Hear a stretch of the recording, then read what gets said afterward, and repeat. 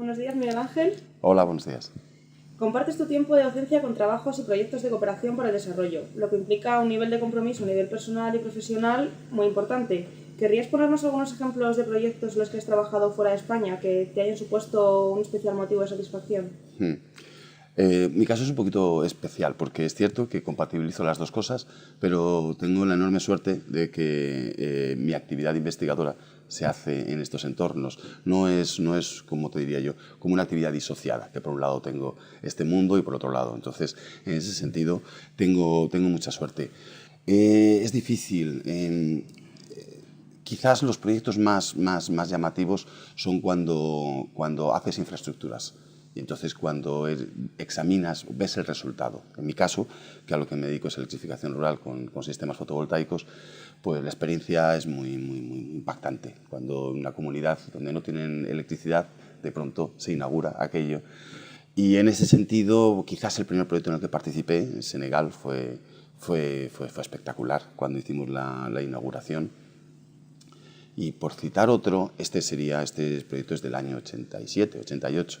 Por citar otro que es, por lo contrario, muy reciente, en 2009, y que este no era un proyecto de infraestructuras, sino de evaluación de un programa de la Unión Europea.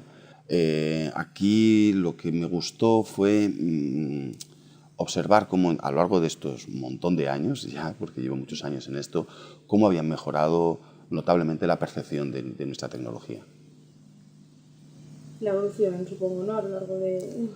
Claro, bueno, volverá a salir, pero sobre todo cómo ha pasado de ser una tecnología, la de electrificación rural con sistemas fotovoltaicos, un poco en manos, por así decirlo, de hippies, a cómo se había institucionalizado y por parte de la administración pública, cómo se habían introducido elementos de garantía de calidad. Entonces ese cambio ha sido espectacular. ¿Este tipo de proyectos y otros en los que has participado a nivel internacional han marcado tu vida en algún sentido que quieras destacar? ¿Te cambia la visión de la vida? Te cambia. Probablemente dependa de cada uno y también del entorno en el que te toque. Te cambia porque aprendes a subjetivarlo todo. La visión que tenemos del norte con unas estructuras muy, ¿cómo lo denominaría? Diferentes, en nuestro caso en Europa con una influencia de la cultura católica muy importante, pues resulta que cuando viajas a países como ha sido mi primera fase en países musulmanes y vas como con cierta prevención y resulta que el modelo allí puede funcionar magníficamente, ¿no? Aspectos que jamás habrías pensado que son convenientes, como temas quizás muy de detalle, pero el de la dote, por ejemplo, descubres que es una protección para la mujer. Lo que aquí inicialmente podrías interpretar como una venta, resulta que no, que es una absoluta protección para ella. Tenemos mucho que aprender de la gente que vive en países que aún no tienen sus necesidades esenciales cubiertas, pero que conservan una serie de valores que en el llamado primer mundo hemos perdido por completo. No sé si estoy totalmente de acuerdo con eso, porque y probablemente tiene que ver con la visión que tenemos del primer mundo, desde el primer mundo, de que estas sociedades son sociedades menos evolucionadas, pero más próximas a la tierra, al sentido común.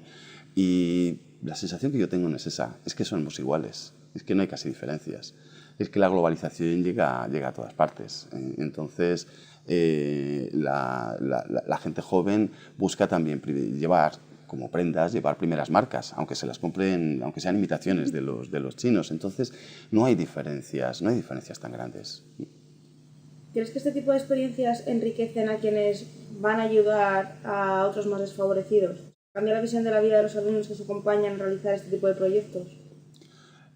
Sí, cambia bueno, estaría muy relacionado con lo que te acabo de comentar.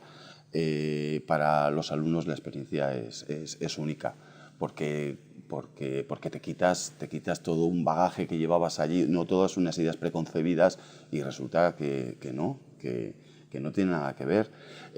Muchas veces van ellos, como fui yo en su día, con una actitud muy prepotente de, bueno, vamos a ayudar, y el que sabe soy yo, y no tanto ellos, y descubren que eso no es tan cierto, que en determinados campos ellos saben bastante más, incluso de las tecnologías que nosotros llevamos, ¿eh?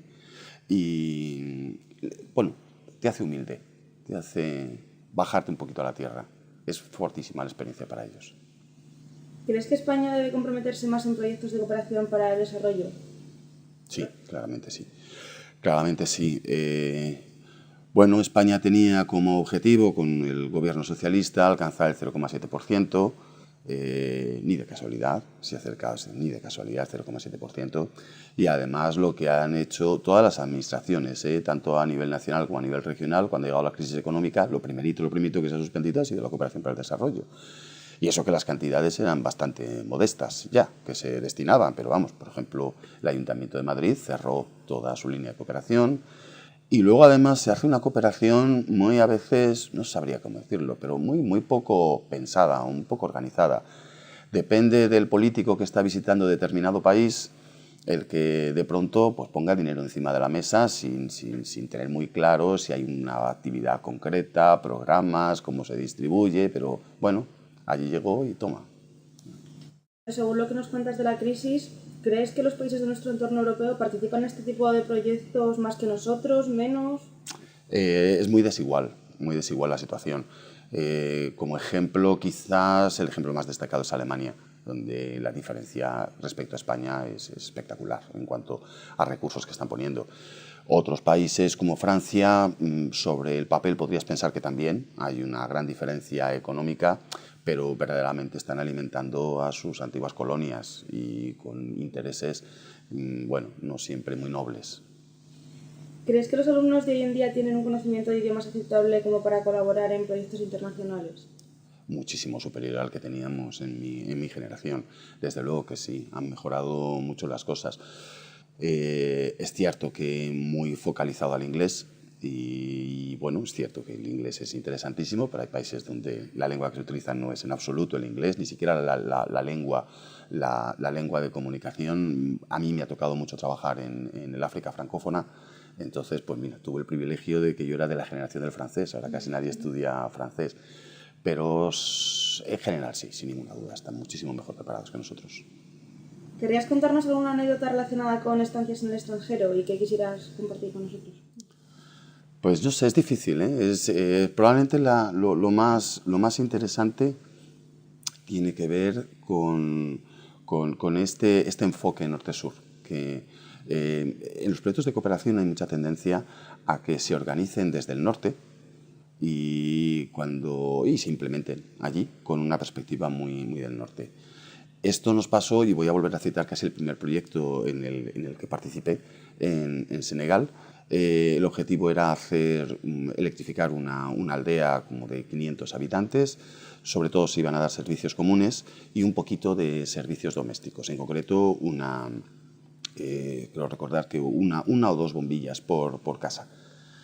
Bueno, cuando esto lo teníamos así todo organizadito, el diseño de la instalación fotovoltaica estaba en ese sentido, y cuando comunicamos a la comunidad, Noto se llama, cerquita a 150 kilómetros de la capital de Dakar, pues pusieron el grito en el cielo. No, que eso era imposible. ¿Por qué? Porque esta es una zona relativamente pobre en Senegal. Eso quiere decir que como son musulmanes no les da más que para mantener a 2 mujeres, como mucho, pero en cualquier caso el Corán marca que todas las esposas tienen que tener lo mismo. Así que si poníamos una lámpara, provocábamos un conflicto familiar de enorme trascendencia. El hecho fue que tuvimos prácticamente que duplicar el número de instalaciones.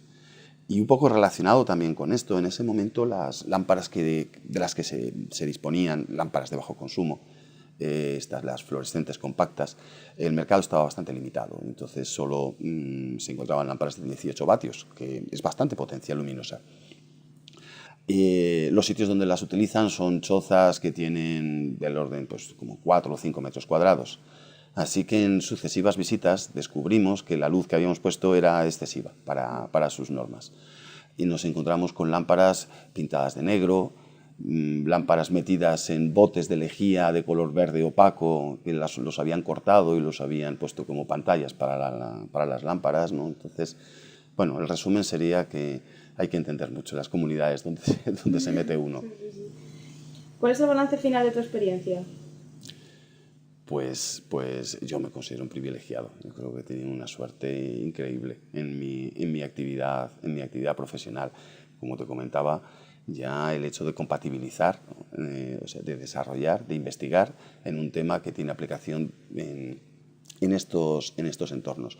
Pero además, esto no es común de la cooperación, pero en mi caso el privilegio es doble, porque pocos ingenieros ven el fruto de su trabajo, ¿no? Normalmente trabajamos en un trocito de la ingeniería y en este caso hacemos la totalidad de la cadena, que son infraestructuras de generación de electricidad, y trabajamos con los usuarios y vemos los resultados de la implementación de esta tecnología. Entonces, un absoluto privilegio, claro.